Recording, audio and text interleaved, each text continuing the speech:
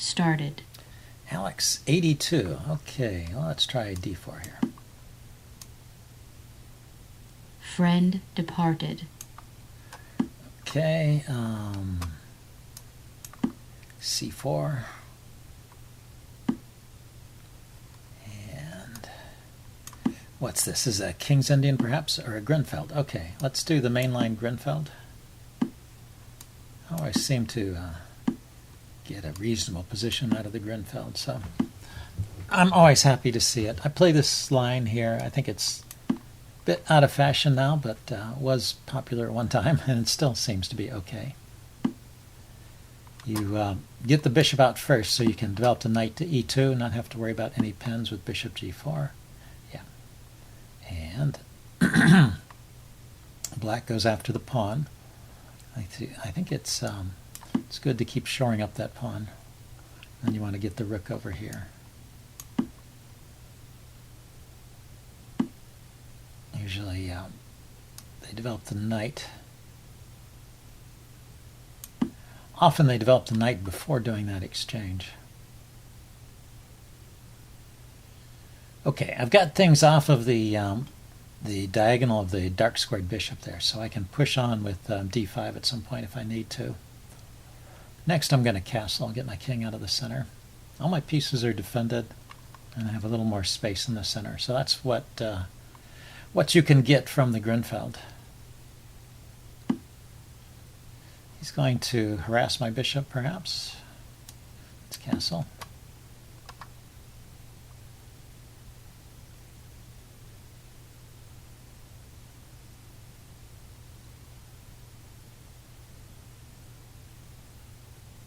If I ever play queen to b3, has knight a5 to fork the queen on the bishop, which is not winning material, but it trades off that good bishop. So usually I don't want that.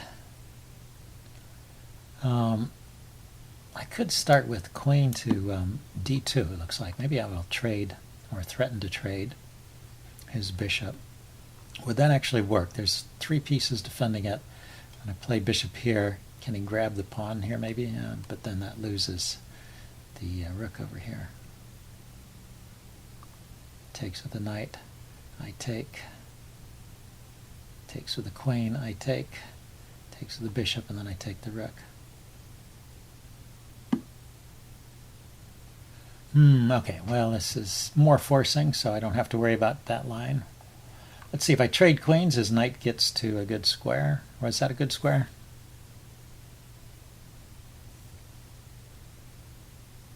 Maybe his knight is just out of play here, and my bishop goes back to d3. Yeah, I will trade queens. And then drop my bishop back. His knight can't come into these squares. Let's see, his light squared bishop needs to get into the game. Maybe bishop d7 or pawn to b5 to allow bishop to b7. And I need to get my other rook to the center, I think. Rook to d1, rook f to d1. Okay, bishop d7. So it can come out along this diagonal.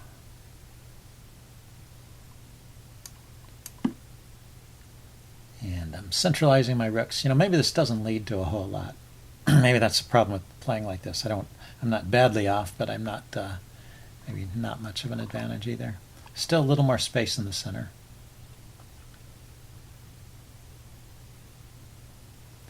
And his knight is a bit out of play there. So is he? He's threatening the rook.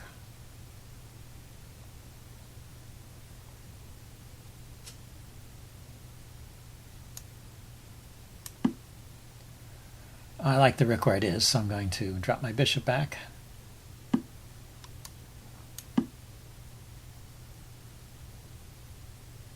Maybe I could double on the c file with the rooks.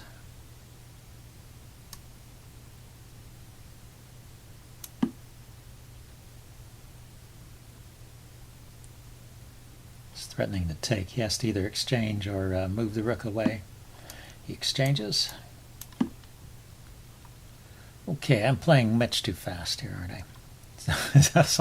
I've used less than a minute of my time and we're on to move 20. Okay. Slow down and think what I'm playing. I was playing a fast time control not too long ago, so I may have messed up. I'm playing f3 to defend my center a little bit and maybe move my king forward. It's the end game, basically. We're down to a rook and 2 pieces. And okay, where can his knight go from there? Can go to these dark squares. Or back. Of course, he's threatening to take my bishop at the moment.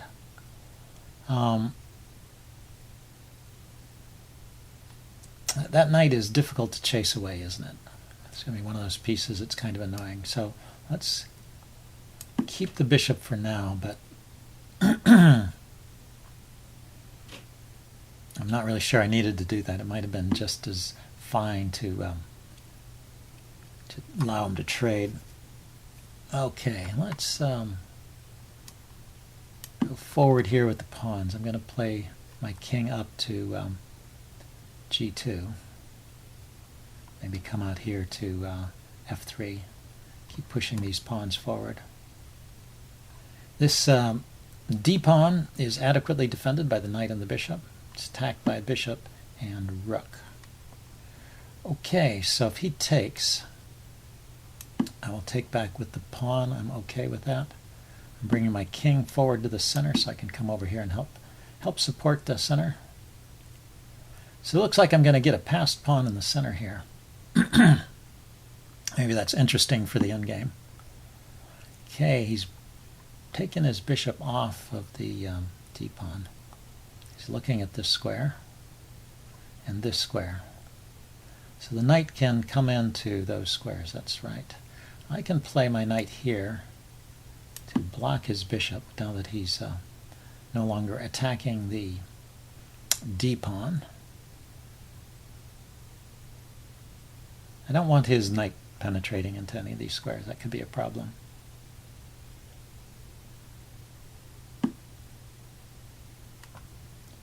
And I want to keep bringing my king forward.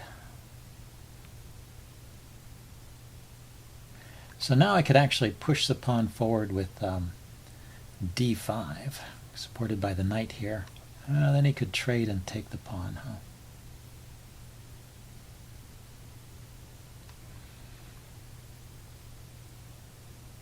Let's see, did I ever have a chance to grab his e-pawn? No, he defended it. Okay. I was wondering. I just had noticed, okay, that guy was attacking. Okay, where does the knight want to go? If I move the knight, it's going to allow him... Oh, no, this is still blocked. Maybe knight here to... Knight to e5 is a good place to put it.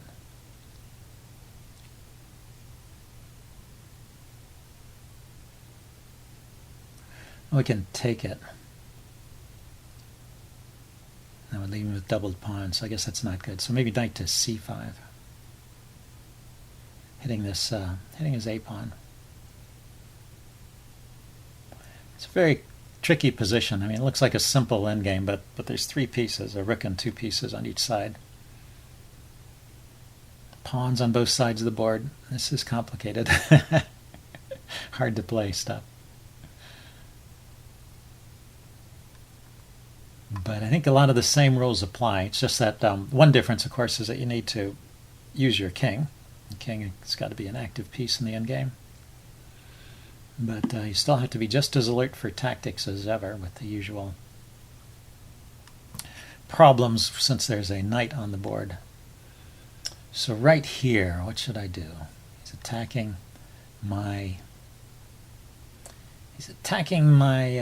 d-pawn twice, and I'm only defending it once. I can't defend with the king, the knight, or the rook. So do I have to play...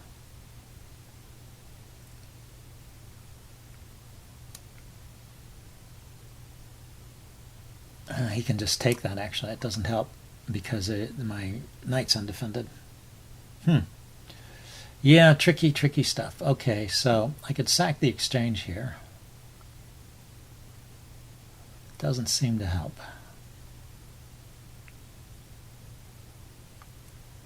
some kind of indirect defense.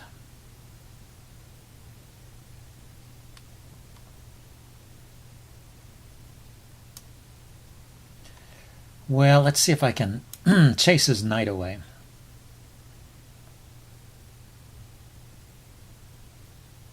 He has to take with the bishop, and I'm threatening, if he does that, to take his knight and get a pawn back over here.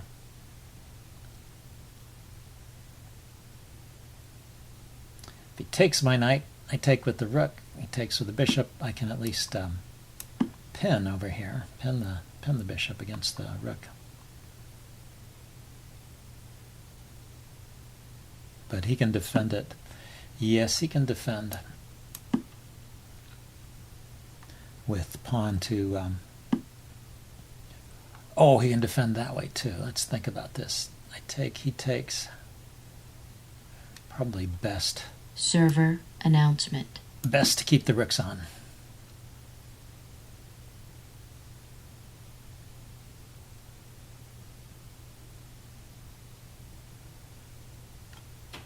Okay, well, let's see if I can get some activity with my rook. Rook to c7 here.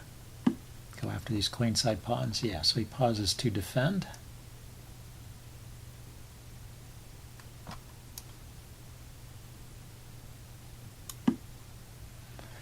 Still, I will go after the a-pawn. He can't defend from behind, so I guess he has to push forward.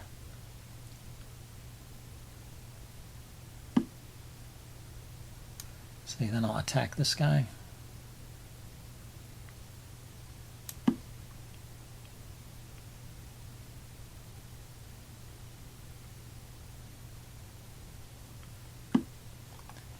And finally attack this guy. He can defend with the bishop, can't he?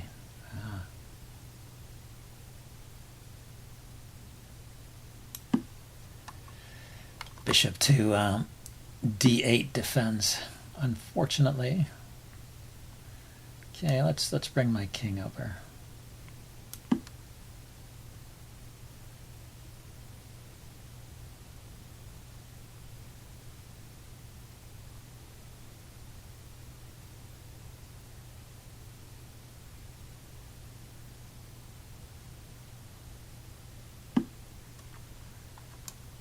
Okay, well, let's put my pawns on light squares. I can target this pawn with my bishop now.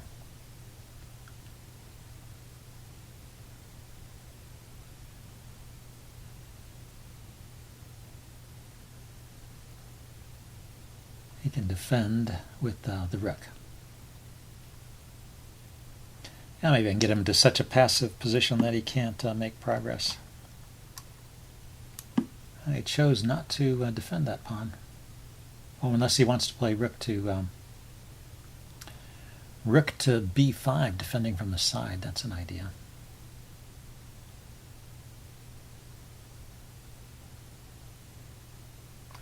Notice how my rook keeps his king screened off, so that's one useful thing about having an active rook, using it to control where your opponent's king can go.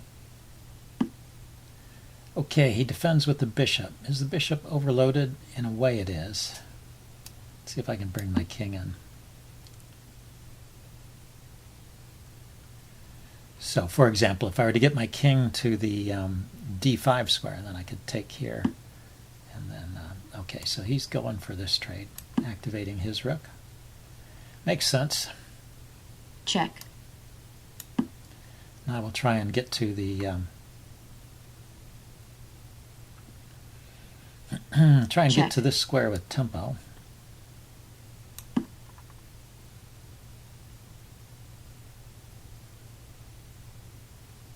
Check.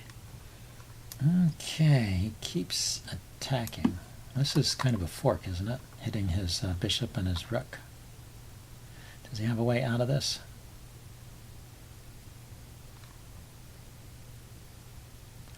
Can't always just give checks. You gotta think about what your opponent's going to do.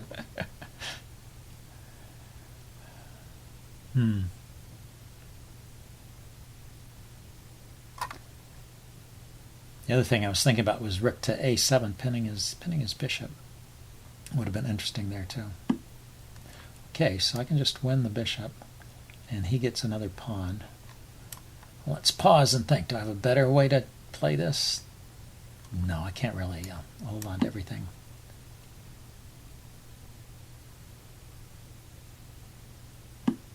He can't hold on to everything either, so I'm attacking this pawn. Not necessarily a winning advantage just yet, so let's be careful. Rook and bishop does not win against a rook if it comes down to that. Check.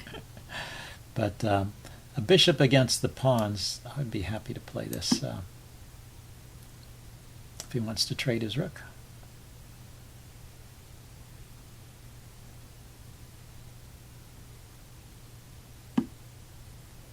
He doesn't. Okay.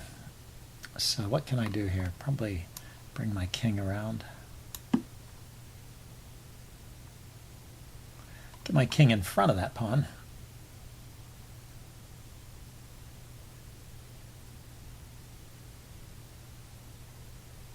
To help chase his rook away. He can't, well, he can take my pawn. If he takes my pawn, I will take his pawn. So he's probably not going to do that. Okay. So he's going this way.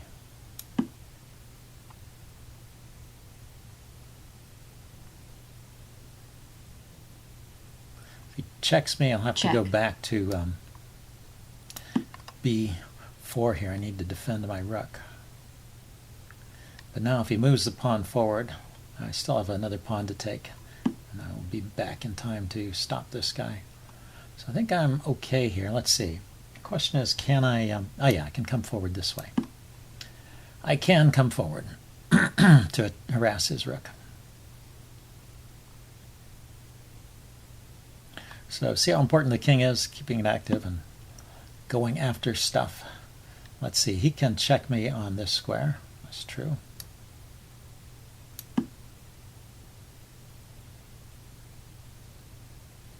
I can go right in front of the pawn.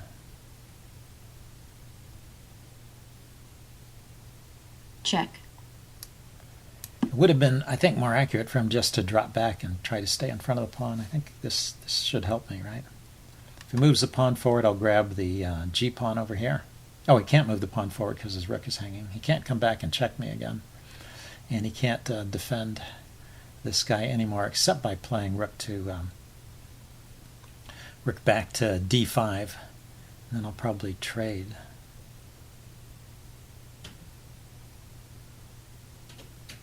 And I think I should be able to win that endgame. With a piece against a pawn with still enough pawns on the board to make it worthwhile. To make it winnable, I get to queen one of those pawns. No, it's even the right colored rook pawn because the bishop is a dark colored bishop. So, yeah, I think I was losing up until he... okay, so he just goes for the material. Check. Not a bad choice.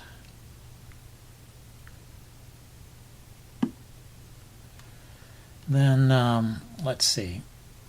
If I go here to hit his rook, my rook's defended at the moment. He takes the bishop, I take the rook. He takes that rook. That's not good. Let's get the rook away from his king.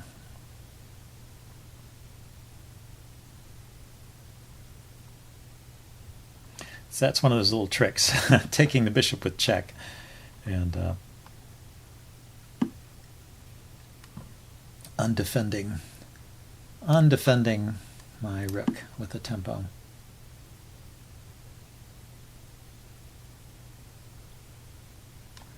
Okay, so I want to kind of push his king back, get my king active and go after his pawns without losing my last pawn here. Is this possible? Check here, the king can actually come forward. If I check with the rook. I check with the bishop. Let's see what it does. He can't come forward because of a discovered attack on his rook. Looks dangerous. So he goes there. Now, let's see. How can I win those pawns? There ought to be a way. Here, I'm hitting his rook. I want to coordinate my attack on the g-pawn here. Check.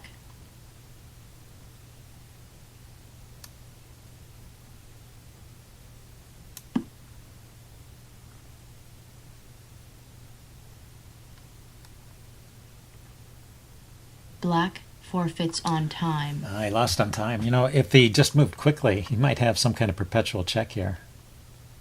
Because I don't want to lose my last pawn. So anyway, I won that on time. So I will upload this into a postmortem. See you guys later. Bye.